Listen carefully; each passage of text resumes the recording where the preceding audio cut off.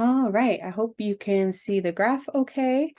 My name is Rebecca Daniels, and welcome to my overview video presentation. I'm going to be going over my SAFMEDS experience and analyzing the data on my central reach graph. I'll start by talking about my chosen study methods. I begin by going through all the SAFMEDS terms on the untimed practice mode twice.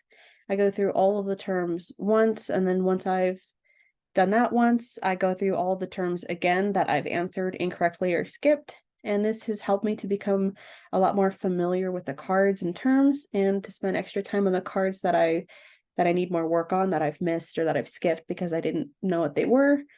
After completing my practice rounds, I would run 5 trials of 30 seconds each, and I would do this 5 times per week. I also ran 3 timings of 30 seconds, 5 times per week for the fluency deck that I was on at the time.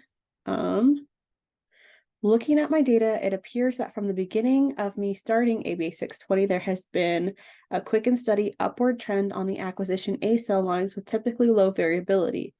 There were some outliers in my graph throughout the weeks. My hypothesis for the outliers is that there were some confounding variables, such as me being really tired, like staying up too late, and then running timings like the next morning, having to record myself for some of the trials, as well as me getting sick.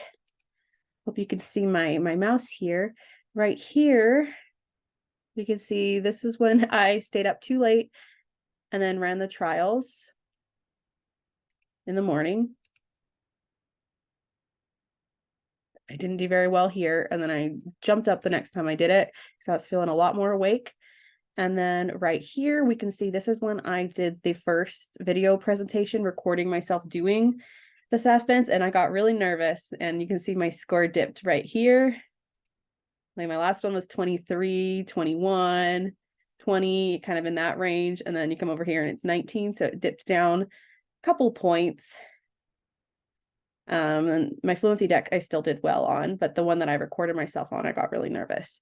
And then you come over here, and like I said, I got sick. And so you can see that visually represented on my graph right here where I start it. And I usually have a pattern of starting a deck and then having it steadily trend upwards, but here I started the deck and then it jumped downwards because I was feeling very sick. So that's a demonstration of that. The D cell line on the acquisition decks show a drastic downward trend with low variability for all the decks. So I noticed a trend of myself getting some incorrect answers during the beginning of new decks, but then after I study and become more familiar with them, I stop answering incorrectly as frequently. So I noticed in the very beginning of decks, I would answer incorrectly more often. But then after that, I noticed I had more of a tendency to just either skip an answer if I didn't know it, or I would just know it more because I had become more familiar with it. As for fluency decks 1 and 2, the data stayed more in the same place without upward or downward trends. There was some moderate to low variability with each fluency deck, but I maintained fluency and was above the aim line. So I noticed when I started fluency deck 1, there was some variability here. I mean, I would attest this to the confounding variable of me being very tired. These ones over here.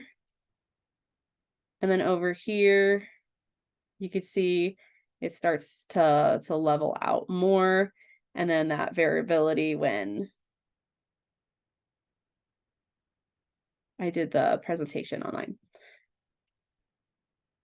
Okay, yeah, I've noticed that after practicing a deck for a week or so, my data starts to level out. For example, this last week, my last 3 trials were 22, 0, 0. So that's 22 correct, 0 skipped, 0 incorrect. My hypothesis for this is that I'm reaching my mental capabilities for how quickly I can read, process, and verbally say the answers. I also want to be careful that I'm not just memorizing the correct answers, and that I'm really comprehending the terms and really learning them. So I often approach it like it's like a competition to see how many correct answers I can get in 30 seconds and with as little incorrect as possible. but I have to be careful not to just memorize them. I want to make sure I'm really comprehending and learning the terms. So I've been trying to be careful not to do that so often.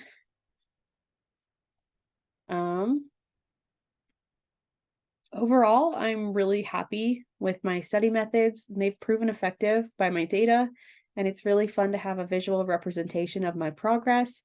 I would say that I reached my personal objectives in the class, especially with the SAFMEDs. I was pleased that I exceeded the aim line with my acquisition deck on time and maintained fluency on the fluency decks.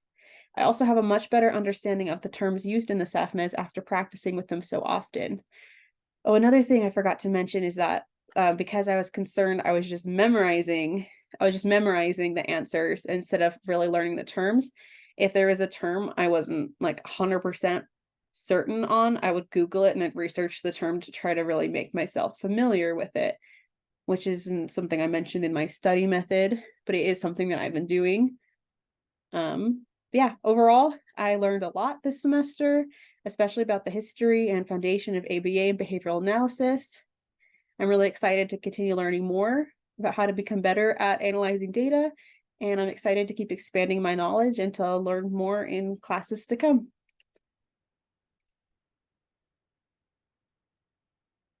Thanks for watching.